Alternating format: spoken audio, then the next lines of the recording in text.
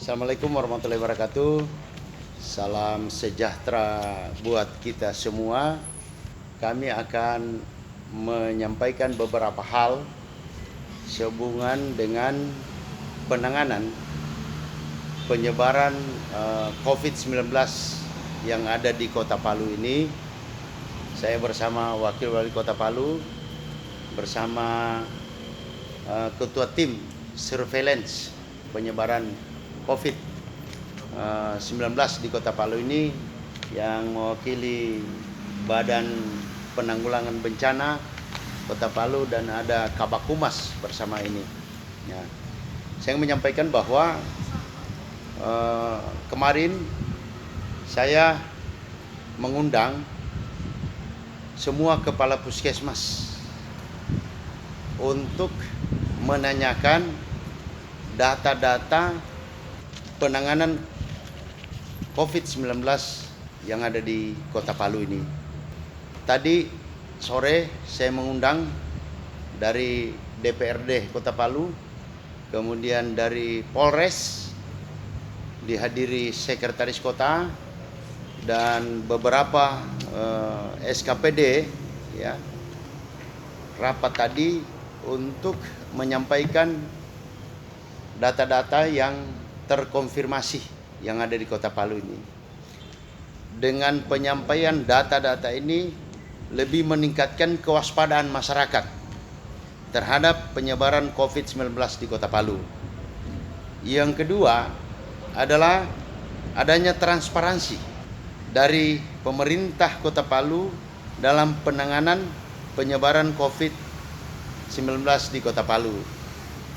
Yang ketiga, agar supaya masyarakat taat dan patuh terhadap himbauan pemerintah tentang protokol penanganan penyebaran COVID-19 di Kota Palu. Dengan penyampaian data ini semakin meningkatkan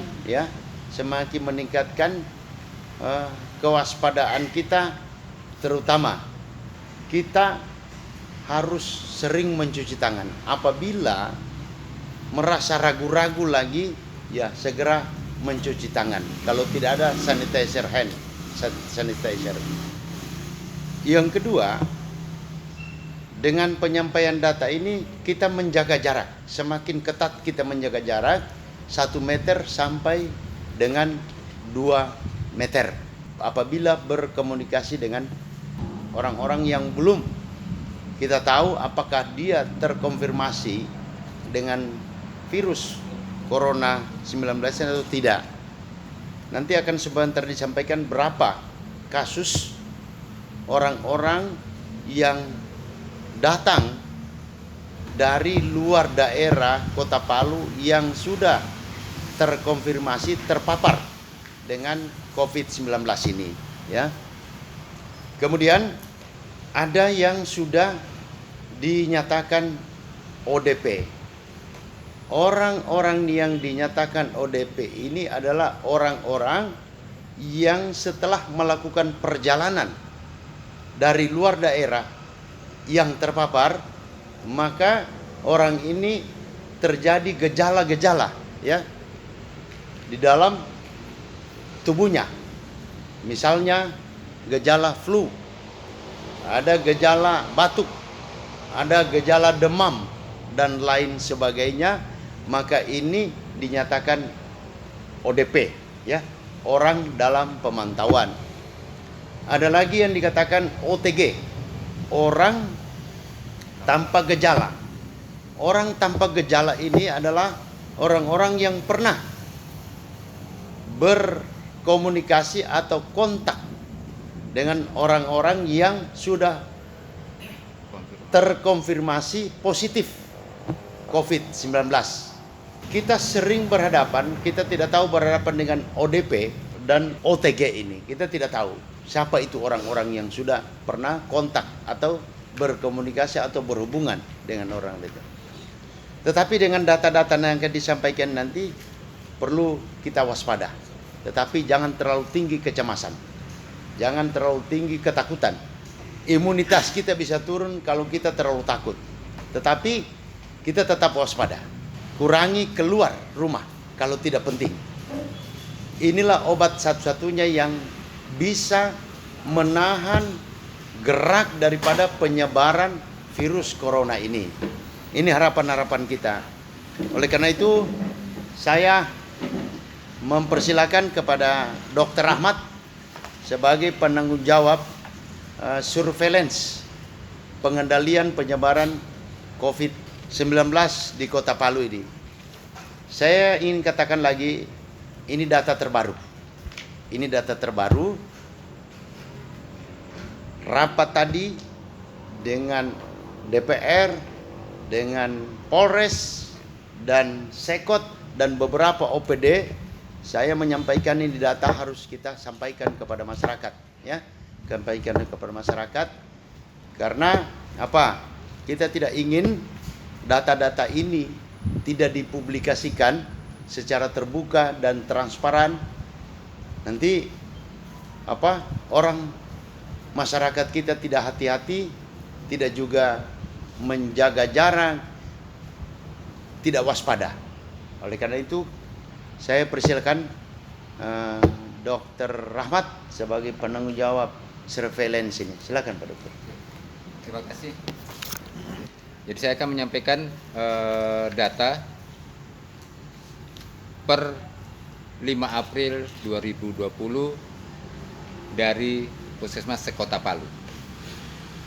Pertama adalah data pelaku perjalanan. Dari data dari 14 puskesmas yang kita kumpulkan sampai tanggal 5 April 2020, data pelaku perjalanannya ada sebanyak 837. Jadi pelaku perjalanan 837. Pelaku perjalanan ini memang tidak menunjukkan gejala, cuma ada riwayat dia pernah dari daerah terpapar.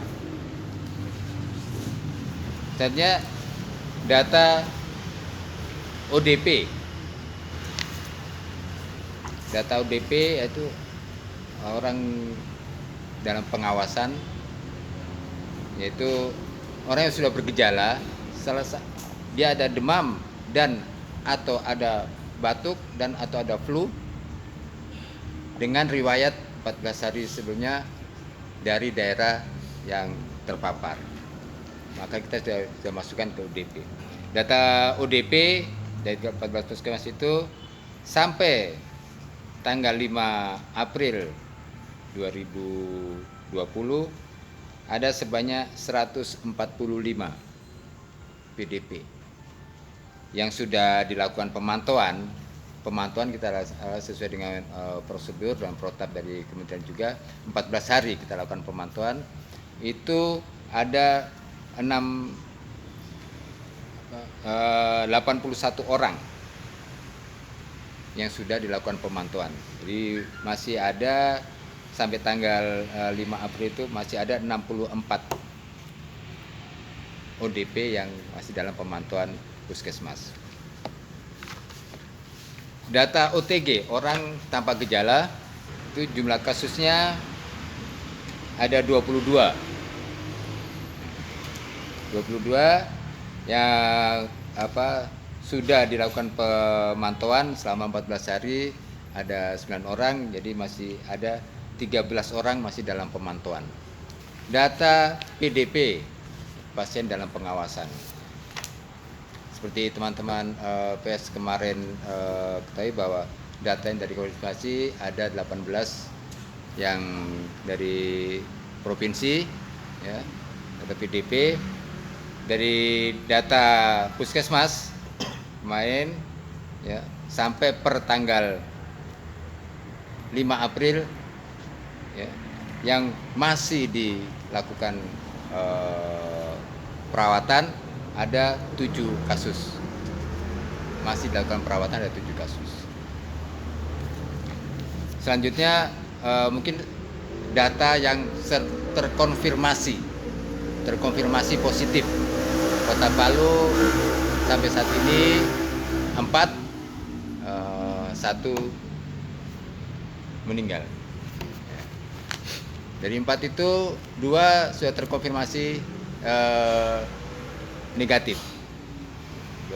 hasil swabnya, karena diambil swab yang dikirim konfirmasinya jadi 2 itu sudah negatif dan akan dilakukan pengambilan ulang lagi seperti itu. Iya. Jadi jumlah kasus PDP yang masih dirawat itu adalah 7. Di luar Ya, yang di bawah ini. yang 4 itu makanya sudah terkonfirmasi yang positif. Jadi seperti sama ada data dari provinsi untuk Kota Palu yang terkonfirmasi positif 4, 1 meninggal dunia. Mungkin itu. Ya. Terima Baik. kasih. Assalamualaikum warahmatullahi wabarakatuh. Baik, silakan ada yang mau bertanya? Silakan. Bantuan APD untuk Kota Palu ini, Pak. Ya. Baik. Mengenai APD, alat pengaman diri daripada petugas-petugas kita di ujung tombak atau garda terdepan ini terus terang sangat minim sekali. Saya tadi langsung cek atau sidak ke rumah sakit Anutapura. Saya periksa semua mulai dari laboratorium, petugas laboratorium itu sangat tidak safety di petugas laboratorium itu. Kemudian juga saya memeriksa di IGD. Ya. Di IGD sangat tidak safety sekali, kita punya petugas-petugas di sana. Kenapa? Karena ada masyarakat kita yang tidak jujur. Maksudnya tidak jujur ini seharusnya riwayatnya dia sampaikan. Dalam kondisi semacam ini saya mohon kepada seluruh warga masyarakat Kota Palu dan termasuk warga masyarakat yang dari luar ingin berobat di Kota Palu, kita minta jujur menyampaikan, ya. Karena ketidakjujuran maka ini sangat berbahaya sekali, ketidakjujuran. Kenapa?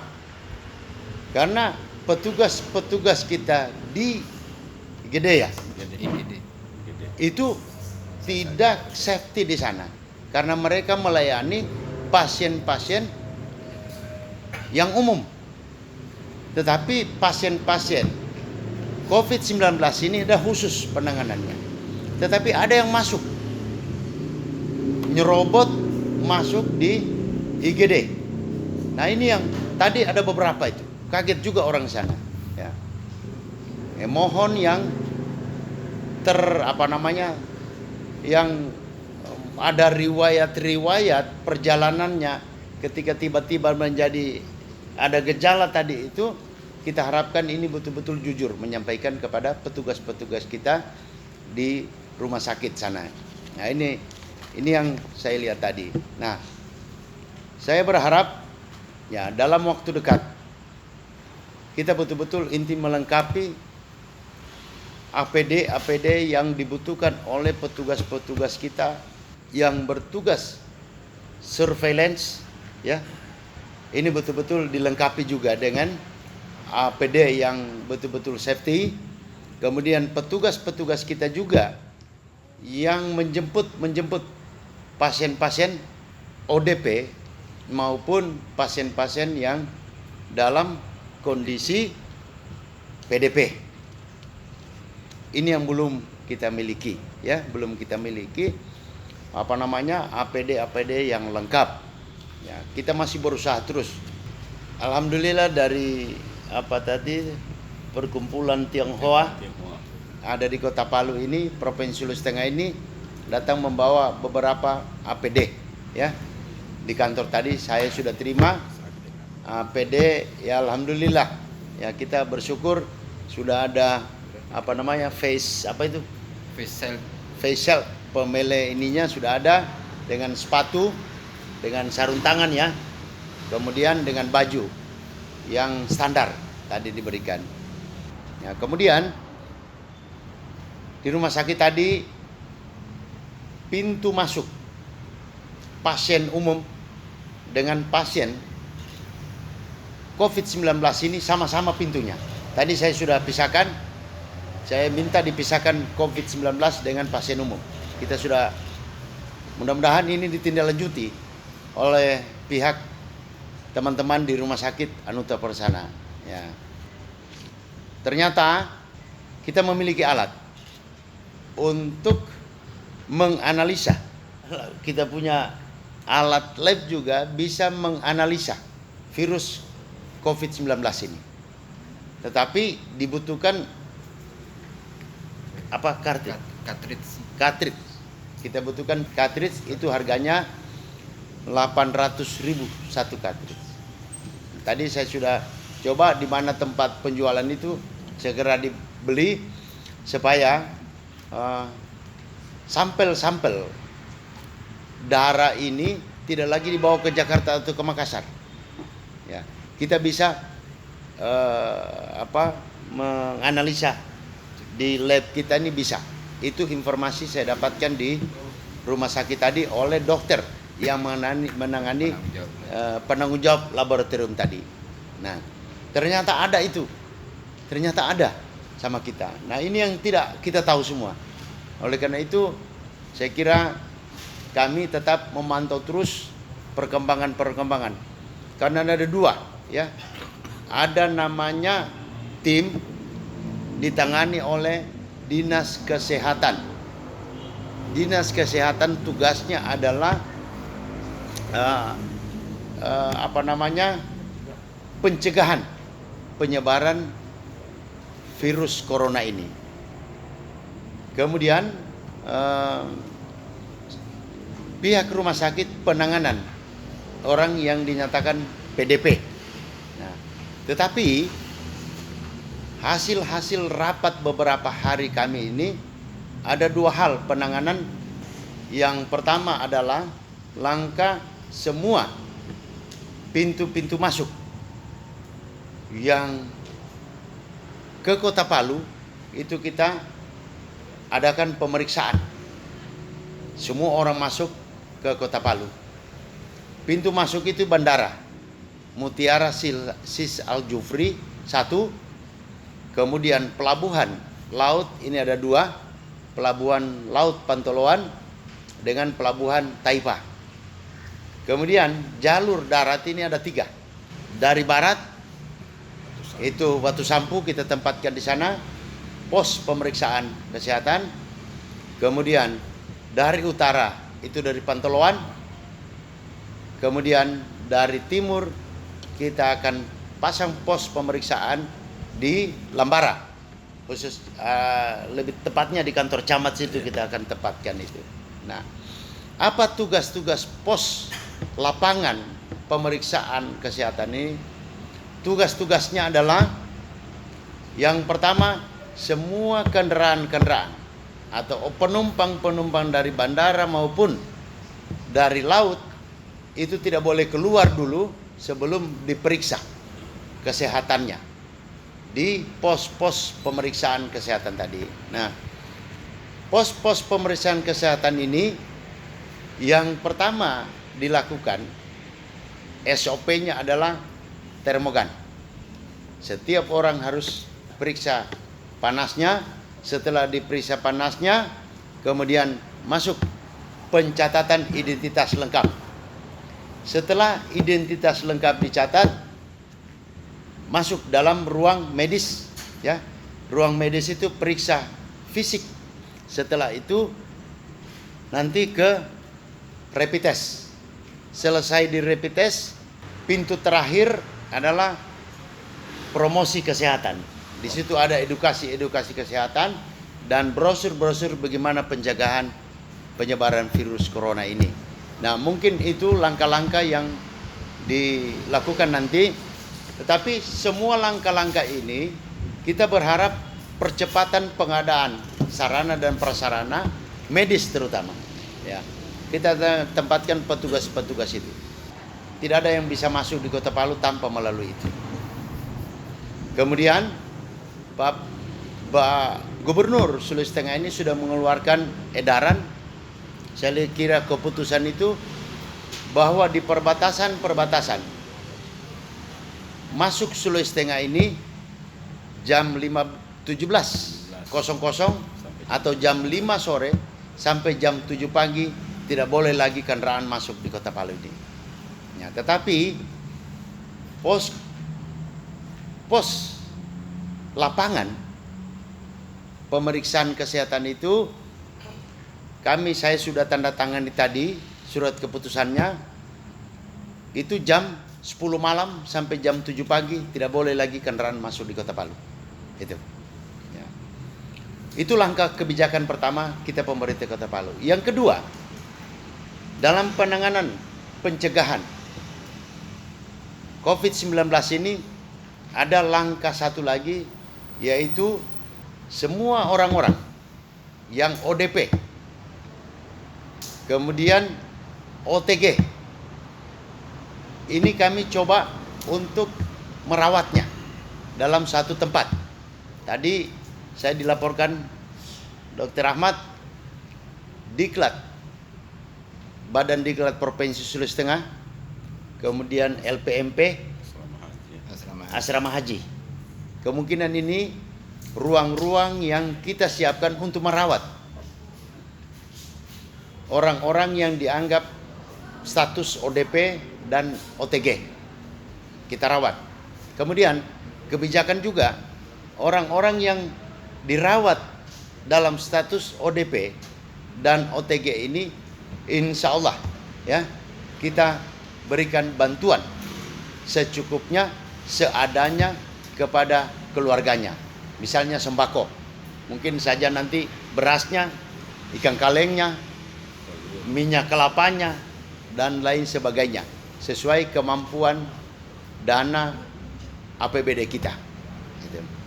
Nah, dua langkah ini yang kita ambil insya Allah bisa berjalan ketika sarana dan prasarana medis itu sudah siap, baru kita action di lapangan ini. Tetapi tentunya ini tidak satu-satunya cara untuk mencegah penyebaran virus. Tetapi yang lebih penting mencegah virus ini adalah, yang pertama, setiap warga harus taat dengan ketentuan-ketentuan yang sudah disampaikan oleh pemerintah, oleh protokol ya, protokol kesehatan ya. Ini harus ditaati.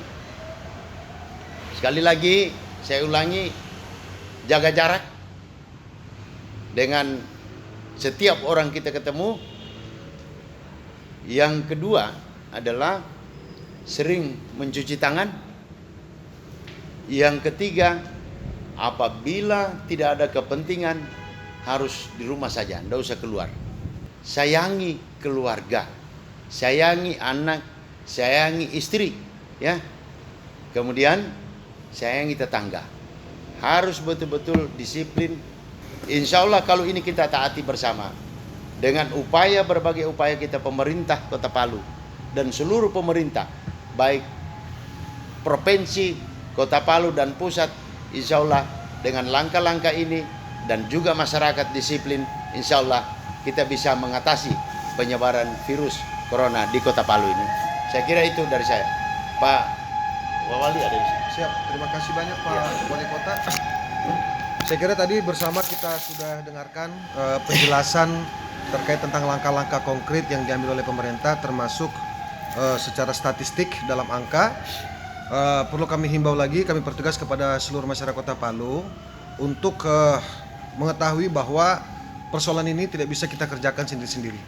Pemerintah tidak mampu apabila masyarakat tidak bisa berkontribusi, tidak melakukan kerjasama, dan juga mentaati apa yang telah menjadi himbauan, aturan maupun instruksi daripada pemerintah. Secara tegas tadi Bapak Wali Kota telah menyampaikan bahwa semua protokol tetap ya berkaitan tentang masyarakat atau warga atau siapapun itu yang hadir dari luar daerah untuk mengikuti prosedur yang ada, memeriksakan diri ke puskesmas ataupun rumah sakit ataupun klinik-klinik kesehatan terdekat. Nah, sehingga pemerintah Kota Palu khususnya dapat mengambil langkah-langkah yang lebih tepat untuk penanganannya sendiri. Tentunya upaya-upaya yang dilakukan oleh pemerintah hari ini tidak lepas daripada dalam rangka memutus mata rantai daripada penyebaran dan juga pencegahan serta penanganan COVID-19. Mudah-mudahan apa yang telah dilakukan oleh pemerintah, apa yang telah dilakukan oleh masyarakat Kota Palu khususnya berkaitan tentang kerjasama yang baik khusus penanganan ini mudah-mudahan segera dapat kita tuntaskan. Saya kira itu dari saya, Pak Wali. Terima kasih Pak Wali dan teman-teman semua. Saya kira inilah yang dapat kami sampaikan dalam kesempatan ini. Mudah-mudahan besok lagi kita akan informasikan kepada masyarakat perkembangan sekali lagi perkembangan daripada pencegahan penyebaran virus corona di Kota Palu ini. Saya kira terima kasih. Assalamualaikum warahmatullahi wabarakatuh. Salam corona.